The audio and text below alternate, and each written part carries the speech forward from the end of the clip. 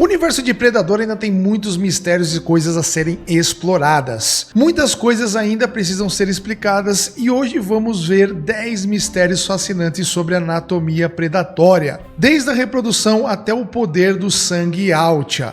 Vamos explorar em detalhes tudo isso, então vem comigo. Fala aí galera, beleza? Milão na área, sejam muito bem-vindos.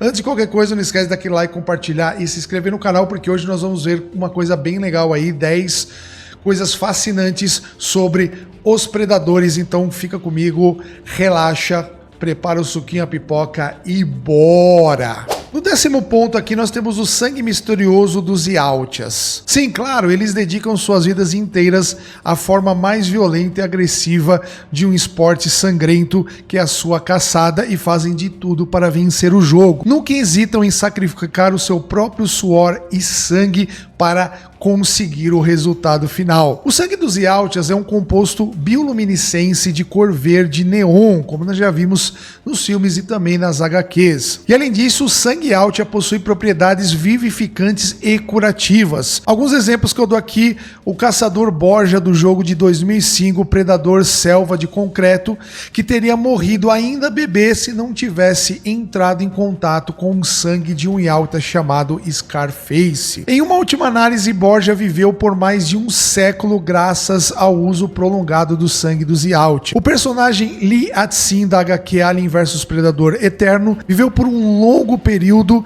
e foi muito além, consumiu os órgãos Yautja em vez de apenas o seu sangue. Não são só apenas os humanos que obtêm vida extra com o sangue dos predadores, mas praticamente qualquer organismo pode viver mais com a sua saúde consumindo o sangue deles. O sangue deles também é conhecido por ter efeitos neutralizantes sobre o efeito corrosivo do sangue dos xenomorfos, e é possível que os Yautja sejam essencialmente criaturas de sangue frio, por isso eles preferem climas mais quentes e equatoriais para caçar. Os gêneros dos Yautjas. Os Yautjas que já vimos nos filmes, jogos e quadrinhos, eles são mais predominantes machos. Mas, no entanto, existem Yautjas fêmeas, incluindo a Big Mama, Sister Midnight e a Valkyria, entre outras mais. Inclusive, se você ainda não assistiu meu vídeo falando exclusivamente das fêmeas Yautja, eu vou deixar um cardzinho aqui em cima, depois desse vídeo, clica lá, que é um vídeo dedicado às Yautjas fêmeas. Fechou? Bora lá. Big Mama não possui atributos femininos pronunciados, se é que me entende. Mas a Sister Midnight da HQ de 2000 chamada Witchblade, ou a predadora Valkyrie de Predador Hunting Grounds, ambas possuem traços femininos visíveis, como seios e até dreadlocks que terminam como um rabo de cavalo. A razão pela qual não vemos muitas predadoras fêmeas é que as fêmeas da espécie geralmente residem no planeta natal Yautja Prime, e coletivamente elas criam seus descendentes ali. Mas apesar disso, as fêmeas são consideradas iguais aos seus colegas machos em termos de respeito e posição na sociedade, e também em suas habilidades de combate. Durante a época de acasalamento, os machos Yautja se deslocam para o planeta Yautja Prime, onde as fêmeas escolhem o candidato mais adequado para dar aquela acasaladinha de boa, né? E a decisão geralmente é tomada com base na habilidade do maluco, poder e número de vitórias. Se o cara chegar abonado com várias caças vitoriosas, com certeza ele vai chamar a atenção das minas lá em Yautja Prime. Número 8 da nossa lista, temos o segredo da reprodução Yautja. É desconhecido como exatamente os Yautjas realizam o ato físico, né, do acasalamento para fins reprodutivos, mas a sua fisiologia inclui as suas glândulas mamárias óbvias e testículos externos, que revela que o processo não deve ser tão diferente daquele que os humanos realizam. Curiosamente, os dreadlocks desempenham um papel importante na escolha de parceiros. Inclusive, galera, eu fiz um vídeo dedicado aos dreadlocks, como funcionam e para que servem. Se você não viu, depois desse vídeo, cardzinho aí, vê lá que esse vídeo tá top, fechou? Um predador conhecido como Dechande revelou que o sexo era prazeroso para ambas as partes, mas podia ser às vezes mortal para os machos, porque as fêmeas ficam violentamente excitadas durante o processo. É importante notar que apenas os machos, que são conhecidos como Bloods, têm direito de acasalar, e não há limites superior para o número de sucklinks que eles podem ali gerar no acasalamento. Por exemplo, Dechande é conhecido por ter pelo menos 70 33 descendentes. Os machos geralmente atingem o status de Blood após 50 anos de vida, pois nessa idade eles se tornam habilidosos o suficiente para caçar o seu primeiro xenomorfo, e aí podem andar com as suas próprias pernas. O objetivo principal dos machos é reproduzir o maior número possível de Suglinks, para que a sua linhagem continue a florescer mesmo após a sua morte. Para alcançar isso, muitos Yautjas têm múltiplas parceiras femininas, tornando-os polígamos. Por outro lado, há evidências que as fêmeas possam ser monogâmicas. Vamos falar agora do ciclo de vida. Após alguns dias, o bebê atinge um estágio em que pode começar o treinamento necessário para caçar. Essa fase em que os Yautjas são chamados de Unblooded. Depois de concluírem seu treinamento, os Unblooded começam a participar de caçadas e são chamados de Yongbloods. Esses Yautjas são habilidosos o suficiente para derrotar várias espécies, incluindo humanos. No entanto, eles não são considerados caçadores verdadeiros ou adultos que poderiam participar do acasalamento. O status de adulto dos Yautjas é alcançado apenas após matarem com sucesso o seu primeiro xenomorfo, especialmente uma rainha xenomorfo. Após isso, aí sim são considerados como Bloodeds. Após anos caçando em várias partes do universo, os Yautjas Blooded recebem o título de Elite. Esses Yautja Elite podem enfrentar vários xenomorfos simultaneamente e até caçar xenomorfos maiores e mais mortais, como rainhas, pretorianos e predaliens. Quando um Elite é selecionado para ensinar um Unblooded ou o Yongblooded, são conhecidos como líderes. Em outros momentos, os Elites podem se tornar Enforcers, encarregados de deter e matar Yautjas Bad Bloods. Aqueles que não seguem o código de honra. Um Elite pode também se tornar um ancião ou líder de clã. E aí, finalmente, o mais velho dos Yautjas vivos são chamados de Ancients. Eles não participam necessariamente das caçadas e atuam apenas com forças orientadas para outros Yautjas. Ficam ali apenas no staff. Vamos falar agora sobre a superioridade genética dos predadores. Uma coisa que nós aprendemos com os filmes e os quadrinhos é que os Yautjas são fisicamente incríveis. Eles conseguem se curar de ferimentos leves causados por tiros e podem sobreviver a altos níveis de radiação nuclear. E mesmo se eles ficarem gravemente feridos, eles conseguem se tratar, como fez o City Hunter lá em Predador 2. A força física dos Yautjas é claramente superior até mesmo a de humanos robustos. Um exemplo disso é Dutch, o personagem do Arnold Schwarzenegger, que no primeiro filme, naturalmente, o Predador tem vantagem em combate desarmado, com a capacidade de arrancar a coluna vertebral e a cabeça de um humano sem nenhum esforço. E se considerarmos a metade inferior dos seus corpos, são habilidosos escaladores e saltadores, capazes de escalar prédios, mover-se por copas das árvores e saltar em grandes alturas de telhados. Os Yautjas evoluíram para uma espécie capaz de se adaptar a várias condições climáticas. Embora eles prefiram climas mais quentes e úmidos equatoriais, como comentei agora há pouco, um dos recursos mais notáveis é a visão térmica do predador. Eles conseguem ver a radiação que vai do infravermelho ao ultravioleta com total facilidade. Mas os seus bioelmos aumentam mais ainda essa habilidade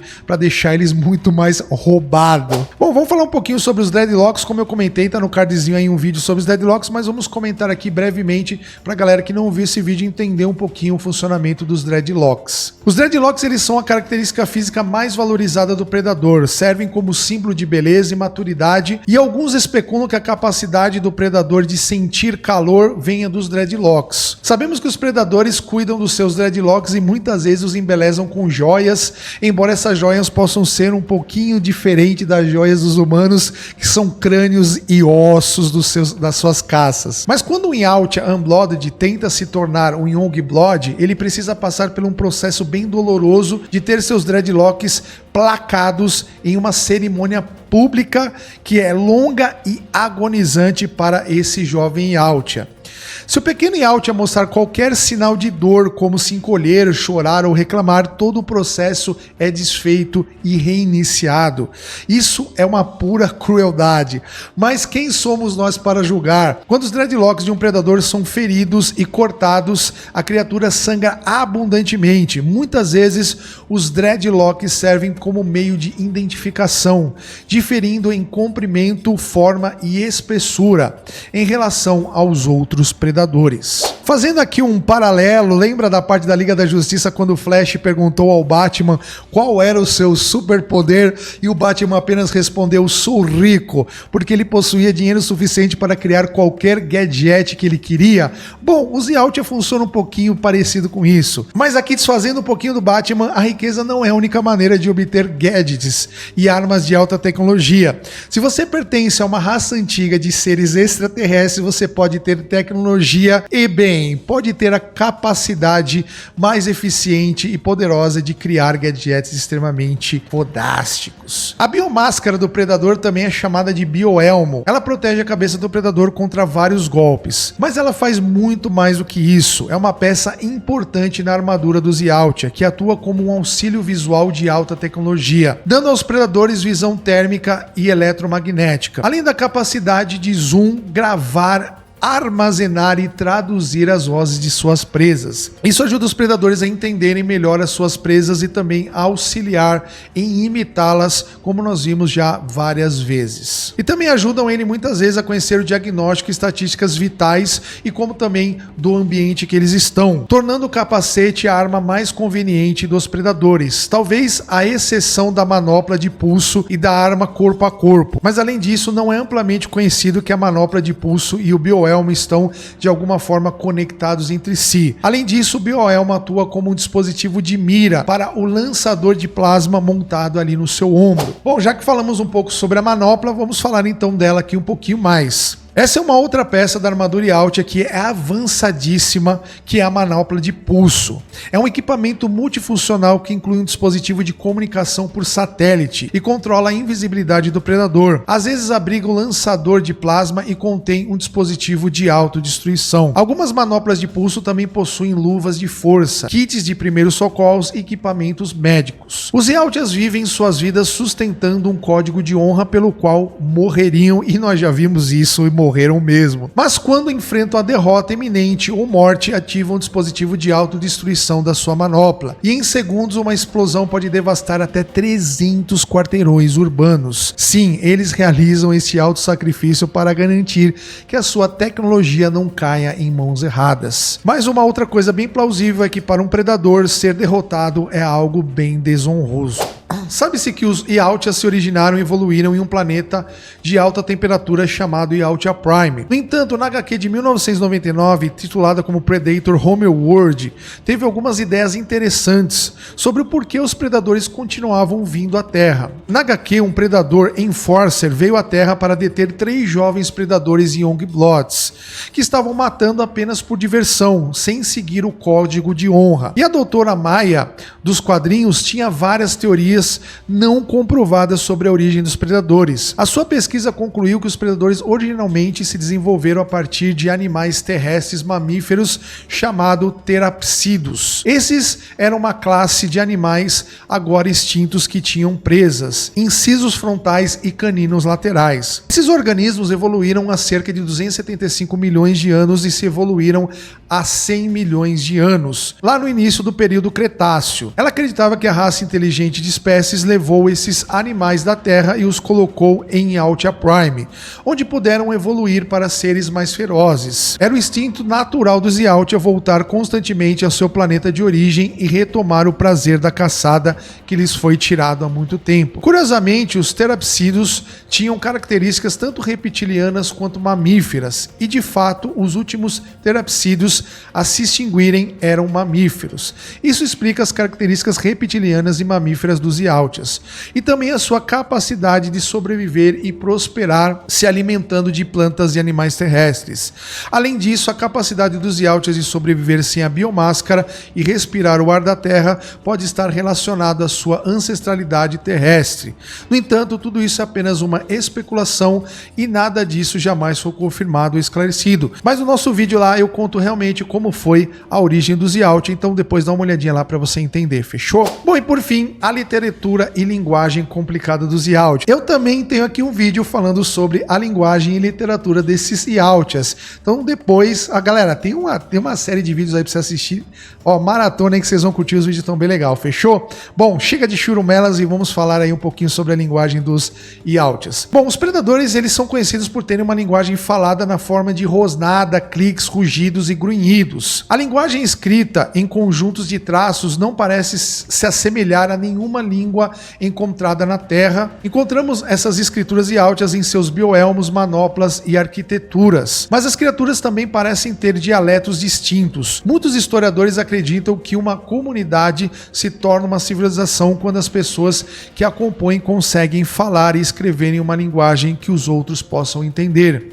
E por essa definição, os Yautjas eram mais do que um bando de feras caçadoras. Eram socialmente muito mais avançados do que seus arqui-inimigos, os xenomorfos. Nos filmes, vimos que os predadores imitam a fala humana e repetiam palavras ou frases para avançar nas suas agendas mortais. Portanto, provavelmente tinham algum entendimento do que aprenderam. De fato, alguns predadores até aprenderam a língua inglesa após passarem um longo período de tempo com os humanos.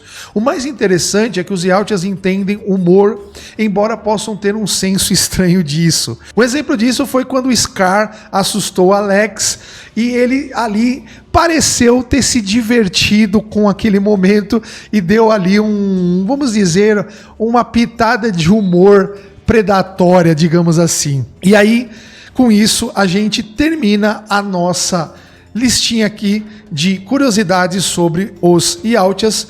E se você conhecia alguma delas ou se você não conhecia, deixa aí nos comentários pra gente trocar uma ideia. Não esqueça de dar o like, compartilhar e se inscrever no canal. A gente se vê no próximo vídeo. Valeu, galera. Eu fui!